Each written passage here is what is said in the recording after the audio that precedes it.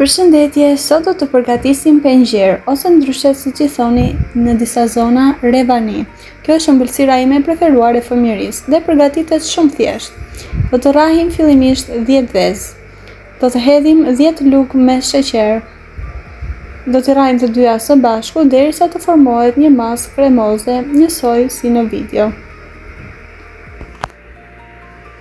Pasi e kemi rrahur mirë për 5 deri në 10 minuta varet, atëherë do t'i shtojmë edhe mielin.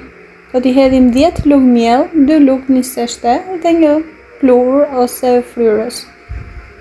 Dhe e kemi gati, do t'a hedhim në tepsi dhe do t'a pjekim në furr.